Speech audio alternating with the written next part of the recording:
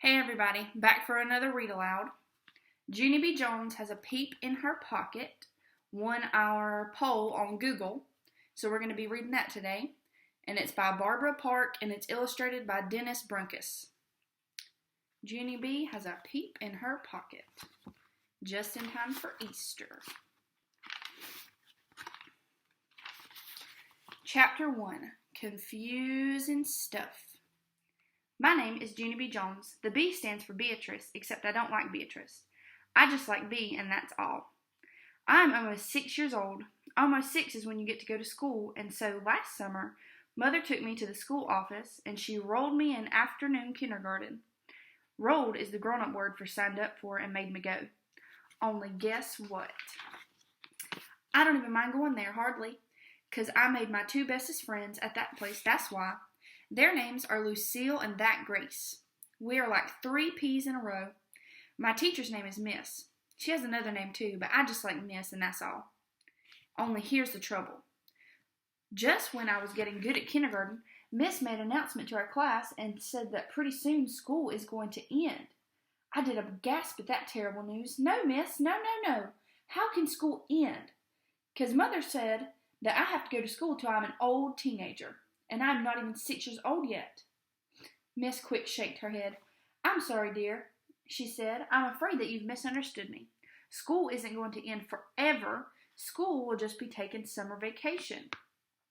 She smiled at me. You and everyone else in this class will come back to school in September. It's just that you won't be in room 9 anymore. I got out quick a paper and a crayon. Okie doke. Then tell me the name of our new room, I said, 'cause I will need to tell Mother where to bring me. Miss did a little frown. I'm sorry, she said again, but right now I have no idea what room you'll be in next year. Now I did a frown too, 'cause how am I supposed to do that then? Just wander around school till I find you people? Miss looked funny at me. I wonder why she's looking funny at her. You still don't understand, she said. Next year you're going to have a different teacher, Junie B. Next year you're going to be in first. First what? I asked. First grade, she said. Just then my stomach felt sickish inside, 'cause I don't even like first graders, that's why.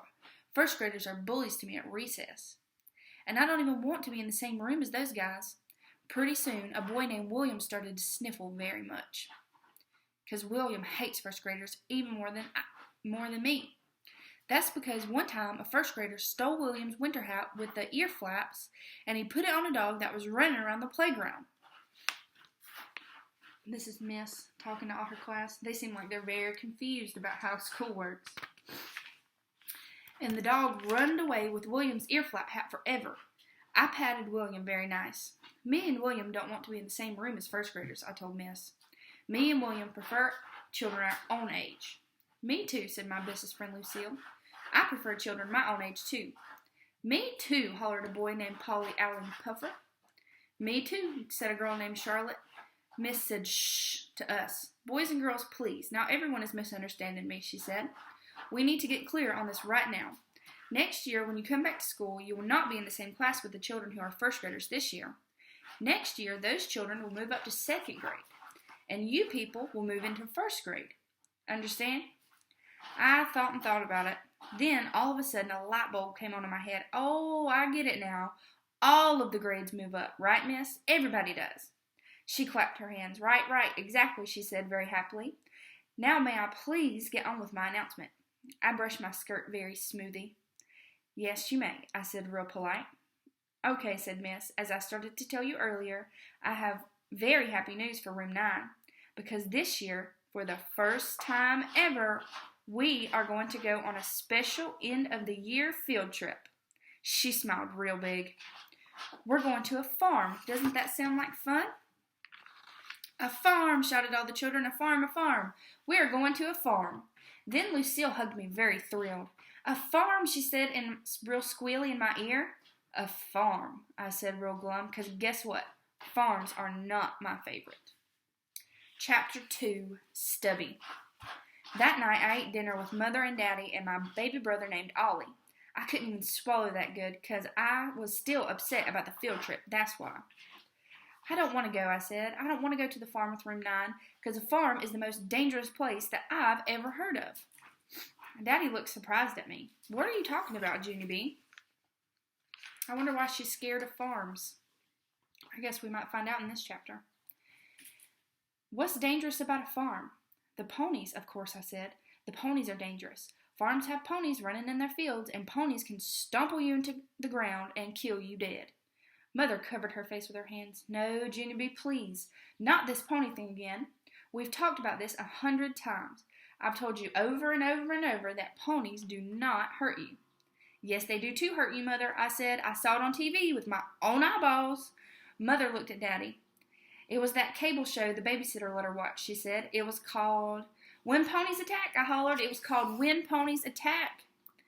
After that, Daddy covered his face too. Then all of a sudden he busted out in a loud hoot of laughing, and he couldn't even stop himself. Mother's cheeks sucked way into her head. Thank you, she said. You're being a huge help here. I think she was being sarcastic, talking to her, Junie B's dad, wasn't she?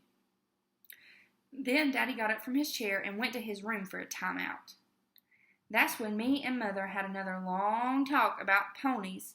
She told me that her Uncle Billy used to have a farm, and that the farm had a pony named Stubby. Oh, that's the name of our chapter. I guess that's why it's the name.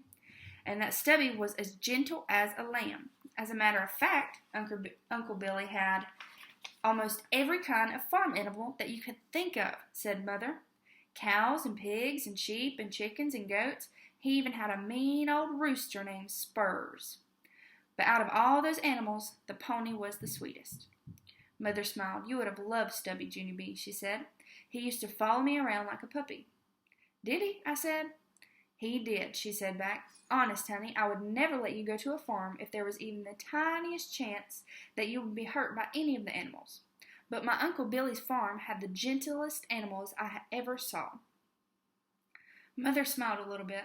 Well, except for that mean old rooster anyway, she said. I wonder if now Junie B's going to be scared of roosters at the farm.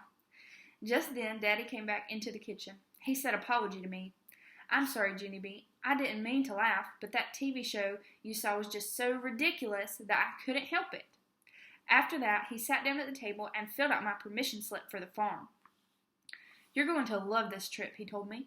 We'll get you one of those little throwaway cameras from the drugstore, and you can take pictures of all the animals that you see. Great idea, said Mother, and I'll take you shopping for a brand new pair of overalls. And I'll even pack you your favorite lunch. After that, I got down from my chair, very quiet, and I went to my room. I wonder if those words of encouragement made her feel any better. We'll see. Then I climbed into my bed and I hugged my stuffed animals real tight because I kept on thinking and thinking about what Mother had said about Uncle Billy's animals. But mostly, I kept thinking about that mean old rooster. On account, one time at my school, a boy named Meanie Jim brought his rooster for pet day, and he said that roosters can peck your head into a nub, and that's not pleasant, I tell you. I hugged my animals even tighter, because guess what? Roosters are a zillion times scarier than ponies. I knew that she would be scared. Next time we'll read chapters 3 and 4. All right, I hope you like the first part of this book, and I'll see you guys next time.